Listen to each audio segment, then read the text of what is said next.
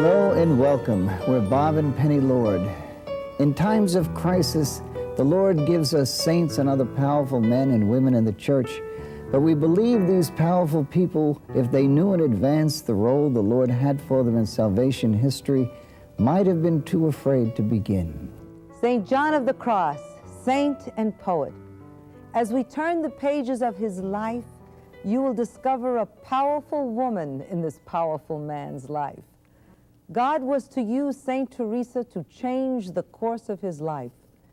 At times she led him, at other times she leaned on him. He was free to recognize, love, and follow this controversial woman who with him would unseat and ruffle the feathers of the church and the world of 16th century Spain. John was born of peasants in Fonteveros, where the land and the weather can be an enemy. John, his two brothers, and widowed mother were colder and hungrier than most. The little family had to move to Medina del Campo or starve. There, John, the youngest son, found a job in a hospital which brought some money into the house and still enabled him to go to school. All the deprivation he had known did not affect his will or his mind. Right from the beginning, he showed himself to be enthusiastic and brilliant. God began molding John through the Society of Jesus, a new company of men founded by Ignatius Loyola, who was a Spaniard and officer. Although this would influence him, St. John was being called to be a new saint, one who would possibly touch lives that Loyola could not. God would use this training, but fashion him uniquely through and for himself. In St. John's day, with young men either joining a religious order or adventuring to far-off lands and conquests, it was not surprising for a gifted young man like John to enter a religious house. The Carmelite order appealed to him. The tradition of those who'd gone before him strengthened him. It offered him the security he needed, that it was the one God wanted him to embrace. Months passed quickly for John as a novice. He loved it all, the solemn offices, the Bible, the Holy Mass. But like novices before and after him, he was always being tested. John obeyed. This would be a stronghold for him in later years when that yes would be so painful. After 6 months of the novitiate, he professed his final vows, donned the scapular of the fully confirmed Carmelite, and left to study Latin and philosophy in Salamanca. Life in the University of Salamanca was heaven and hell. Although I am sure many times St. John wished he could fade into the background, as Jesus said, you cannot hide a light under a bushel basket. Whenever one in a community shines more brightly than the others, there is bound to be envy, and that envy will not rest until it puts out the light. Could it be this young friar striving toward living the strict rule of their founder, St. Albert, was a threat, reminding them of what they could be and were not? They scourged him. 3 times a week, St. John bared his shoulders, and the friar in charge disciplined him. Did St. John see his Savior before him as he took his blows? His Lord who did not defend himself? Was this his way of sharing the Lord's passion with him? Rather than flee from the pain, St. John embraced suffering, refusing every comfort. He was ordained in the Cathedral of Salamanca. He studied 4 years with the greatest minds at the university, but now he longed for a closer encounter with his Lord. A romantic, St. John had a yearning to be silent and know his God. He would seek this God in the silent order of the Carthusians. St. John stopped at Medina to visit his family and celebrate his first Mass in the chapel where he'd been received as a novice. He would return one day to this same chapel to attend the first chapter of the Reformed Descalce Carmelite Friars of Medina. St. John was returning from Salamanca, his dreams and future plans neatly defined, probably whistling happily as he arrived in Medina. Who had arrived from opening her first convent of San Jose in Avila but Saint Teresa with a proposition? Could he wait to join the Carthusians until after he had helped her? He promised he would wait if it didn't take too long. St. John waited until autumn. He was restless. He wanted to be about his dream. He went to Salamanca to get away from Teresa's magnetic pull on him, but soon returned to Medina. When he arrived, Saint Teresa was waiting. She told him she was on her way to found a house in Valladolid for her sisters and wanted him to join her. She had promised to do this in the hope of rescuing the soul of one Don Bernardino from purgatory. The first Mass celebrated there, she saw his soul rising to heaven, and Don Bernardino thanked her for what she had done for him. This accomplished, Saint Teresa remained in Valladolid for the winter, sending Saint John ahead to Duruelo.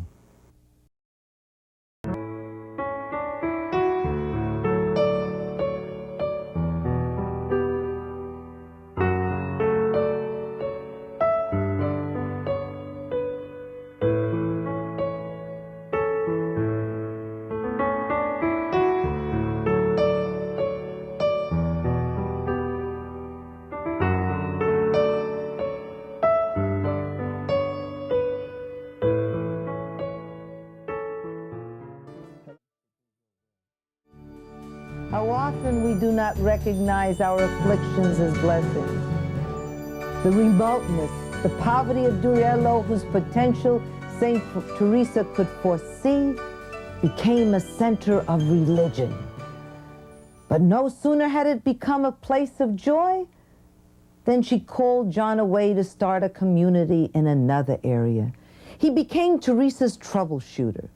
She sent him to different convents in Spain to take care of problems, to open houses in impossible places against impossible odds. No sooner would he accomplish his goal in one community than he would be called to wage and win another battle for Teresa and the Reform. Teresa called John back to Avila. She needed him, she said, to act as spiritual director to her own convent of the Incarnation, where she had been named prioress. Since her departure from the convent 10 years before, things had become worse, if that was possible. The need for reform that Teresa had seen was even greater than it had been. Life in the monastery had become easier and easier to the point of hardly resembling the original rule. They had tried to physically bar her from entering. Pope Pius V had ordered the reform, but it would take, sadly, more than his decision to allow this to come to pass. A very tired 60-year-old Teresa lovingly responded to her sister's fury with gentleness. She became really more like a prisoner than a prioress, no longer feeling at home in the convent of her early days. She had spent 27 years here before beginning the reform. This is where it had all started, where the Lord asked for a reform. Problems arose because of the never-ending stream of visitors coming and going, bringing their world and its allure into the world of the nuns and the Incarnation. Teresa had a vision of our Lord Jesus at the pillar, bleeding, bruised, and broken. Prostrating herself before him, she begged him to release her from the bondage of the false gifts of the world and the flesh. It became the turning point in her life. She missed having a spiritual director.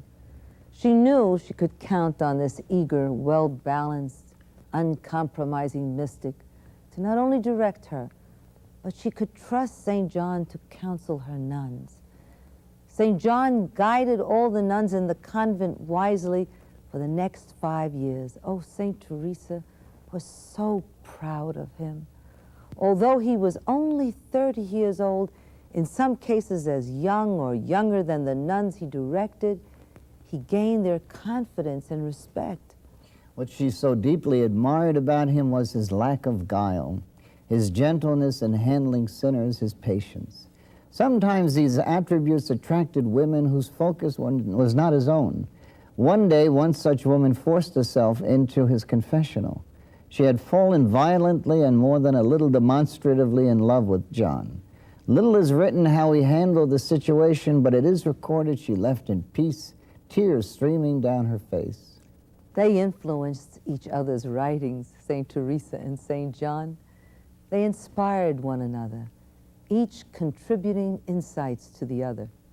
She, infused and taught by God himself, used the everyday evidence of God's presence among us. God among the pots and pans.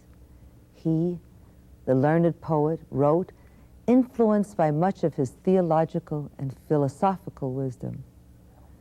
He wrote, "Let us therefore put the love of Jesus above all things. He that clings to a creature shall fall with what is frail. But he that throws his arms around Jesus shall grow forever stronger. He will never leave you. There is no surer road than that of the Holy Cross. Come unto Jesus, and he will refresh you." Their peace and joy was short-lived. Scandal struck. A widowed princess coerced her way into one of Teresa's convents. Receiving many men to console her, the widow not only brought scandal upon herself, but the Inquisition's suspicion upon Saint Teresa and Saint John. They accused them of being in accord with the princess. And so Teresa and John found themselves in hot water again. By the grace of God, the princess was judged solely responsible. Saint Teresa chose a young man of the Spanish court, Gracian, as superior for her community at Pastrana. The general of the Carmelite order got his feathers ruffled when Gracian failed to inform him of his every move. He wrote to Teresa. She never got the letter. He got no answer. Silence angered him. She was evading him. Patience wins all. Only words by Saint Teresa are cries from the very depth of one's heart.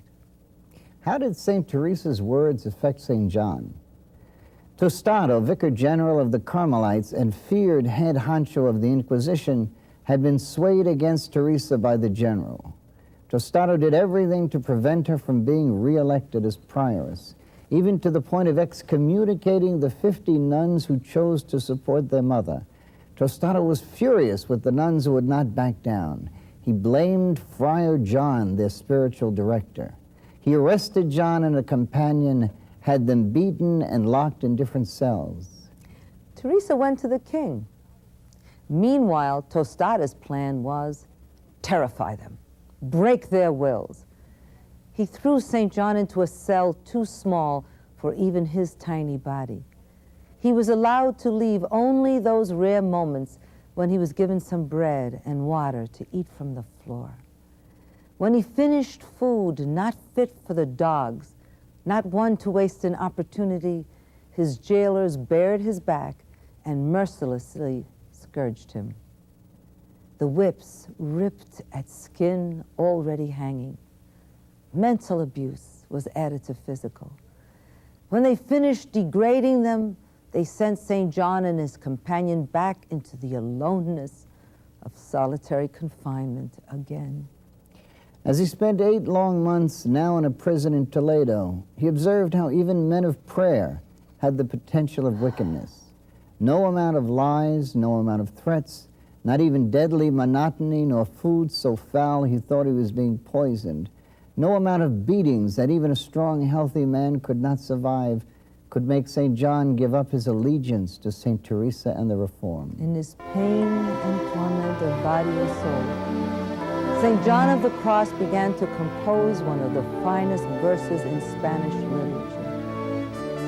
The silence laid invisible hands upon my heart, and the night knew me. Was this revealed to St. John as he suffered the torments of prison? The hours slowly ticking away into days, into weeks, into months, into what must have seemed at times eternity? On August 15th, Feast of the Assumption, St. John was so weakened by the intense heat in his cell, he did not recognize his jailer. St. John asked for the consolation of saying Mass. The jailer ran true to form and refused. That night, Our Lady appeared to him and promised he would escape. 1 week later, he opened the door of his cell, walked past his jailers sleeping soundly in the hall, and lowered himself down the wall.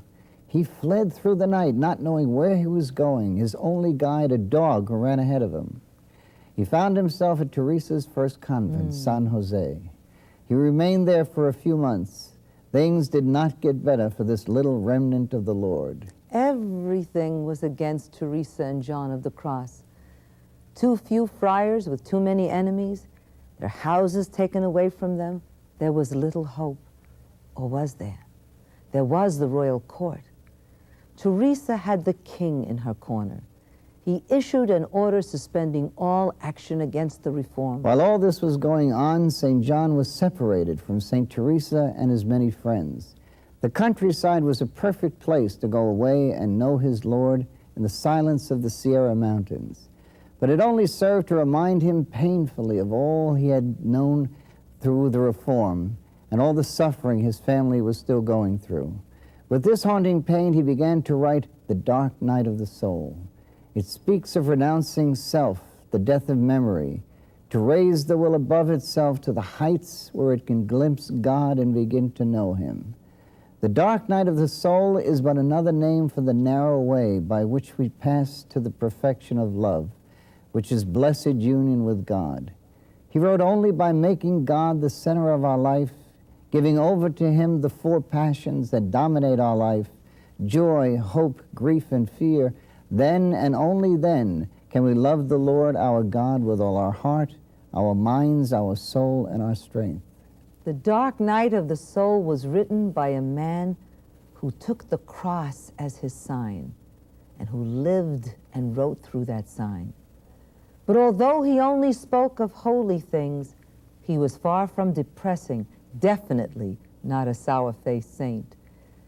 He did so with so much joy.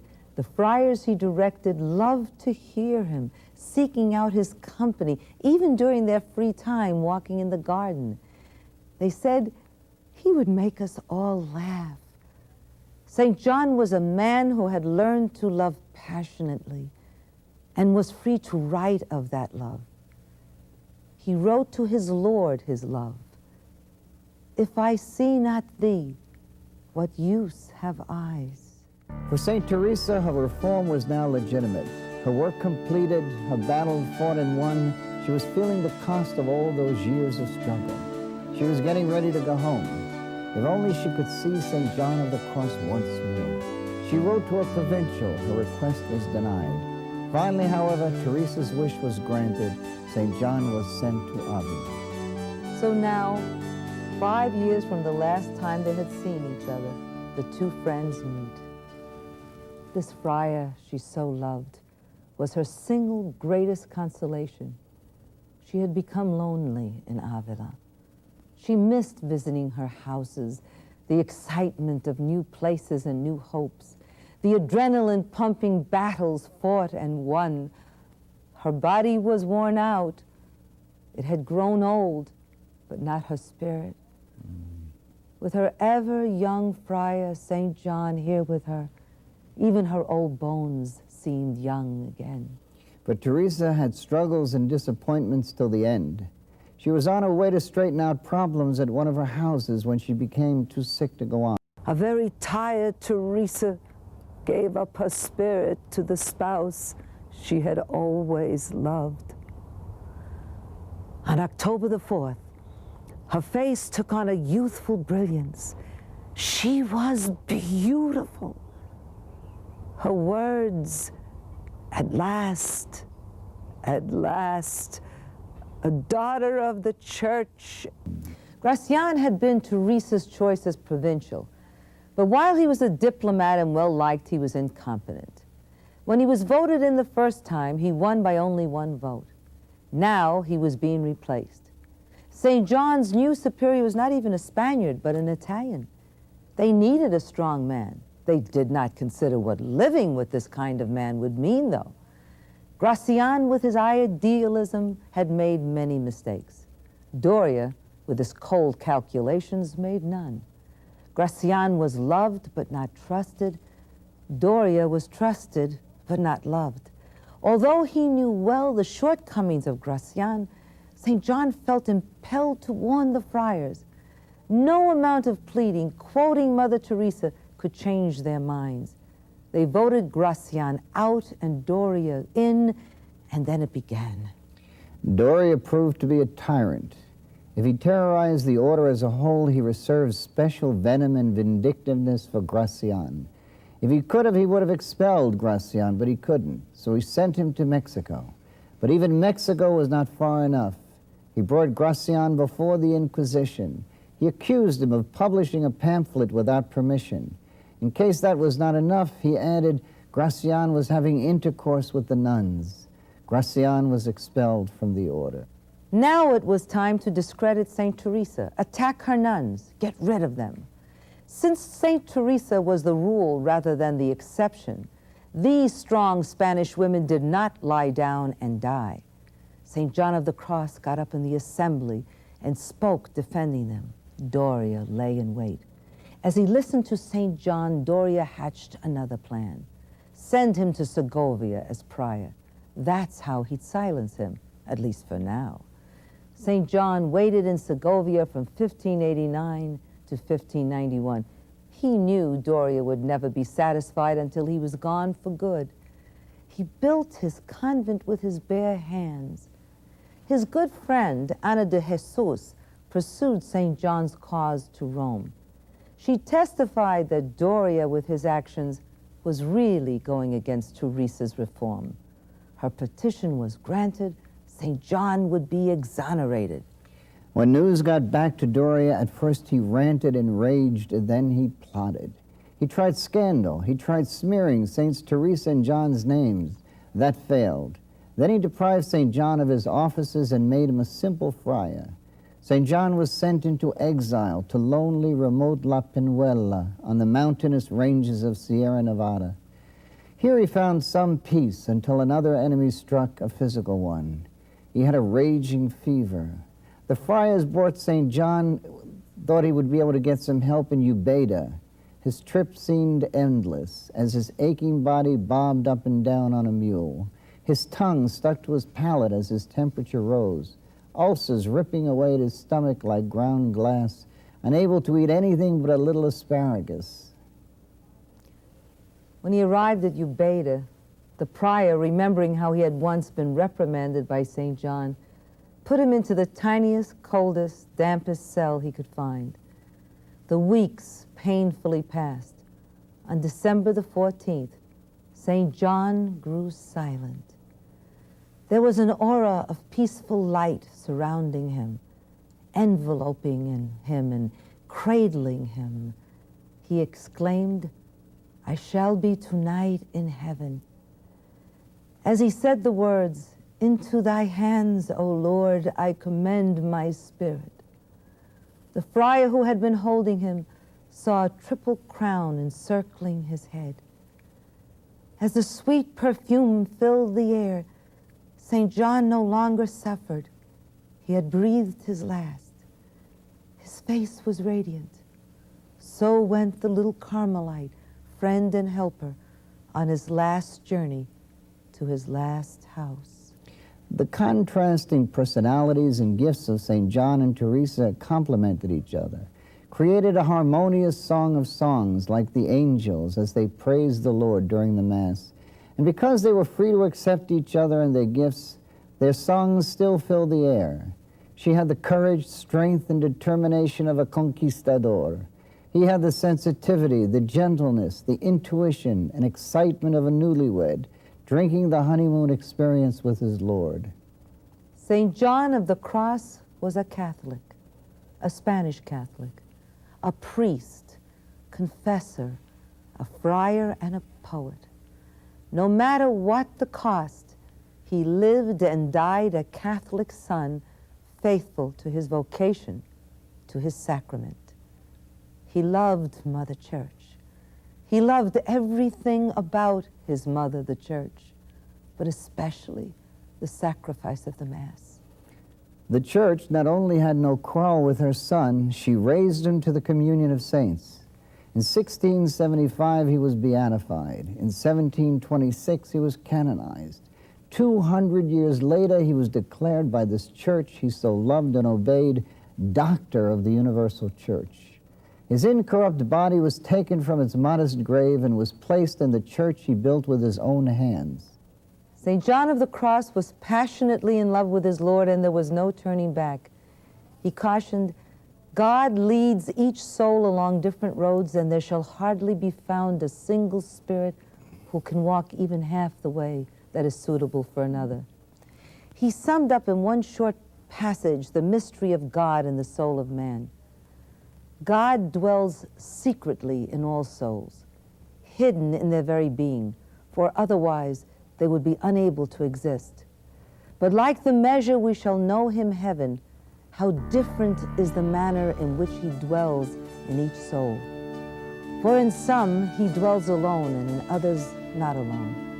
In some he dwells contented, in others displeased. In some he dwells as in his house, ordering it and noting everything, while in others he dwells as a stranger in the house of another, where he is not allowed to do anything or to give any commands. St. John wrote, "The soul was not to follow the desires and designs of the heart.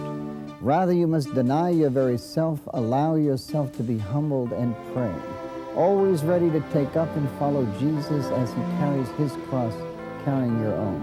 And what will be your reward? You can count on this from the world. You will be unpopular. You will lose your friends, your credit, your reputation, and even your worldly goods. The tongues of people will rise up against you. They will make fun of you and ridicule you. They will try to tempt you to go back to what you had been and where they still are. They will use your heart against you, your logic, your pride, your intellect, your strengths and your weaknesses, and very often all in the name of God, or at least for your own good. But Jesus' promise, I am with you always, will sustain you, because the Lord will deliver you out of it all." Love produces a resemblance, he said. The quality of a man's love is greatly influenced by what he loves.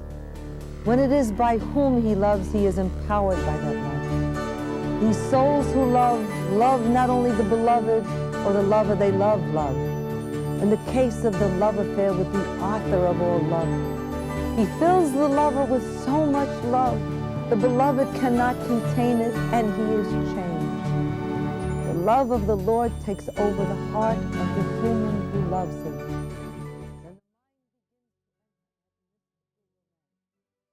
Write us at the address on our screen, or call us in the United States at 1-800-633-2484. We love you.